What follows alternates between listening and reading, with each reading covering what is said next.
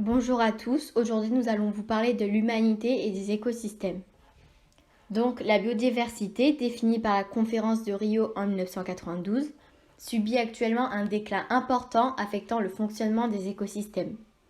La cause principale en est l'activité humaine. Nous verrons d'abord la place de l'homme dans les écosystèmes. Alors, l'espèce humaine est un élément parmi d'autres de tous les écosystèmes qu'elle a colonisés. Elle fait partie de la biocénose et y interagit avec d'autres espèces. En effet, l'homme est impliqué dans ces relations interspécifiques, comme le parasitisme et le commensalisme, mais il peut aussi influencer le reste de la biocénose en exploitant les autres espèces ou en les modifiant par la domestication. Au sein d'un écosystème, l'homme se situe au niveau des consommateurs primaires ou secondaires. Il peut cependant subir aussi des relations diminuant sa valeur sélective, comme le parasitisme, et prendre alors la place d'un hôte parasité.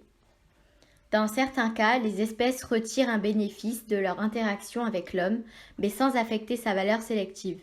C'est le commensalisme. La présence de blattes, de rats, de pigeons et de goélands dans l'écosystème urbain en est un exemple.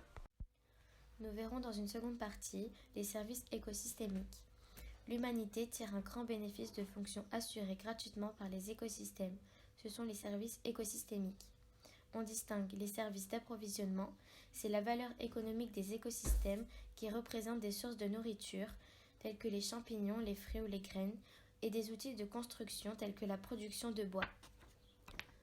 Les services de régulation, ce sont les services écologiques comme la dépollution de l'eau par des plantes qui piègent le nitrate, l'épuration de l'air et la fixation du CO2 grâce à la photosynthèse.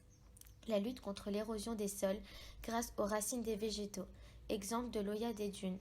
La lutte contre les ravageurs de culture, introduction des coccinelles pour lutter contre les pucerons. La production de médicaments, pénicilline et morphine notamment, ou encore la pollinisation des plantes cultivées par les abeilles, les chauves-souris, etc. Et encore les services culturels. La biodiversité possède une valeur récréative, randonnée, plongée, et une valeur patrimoniale, esthétique. Notre santé dépend ainsi de celle des écosystèmes qui nous environnent.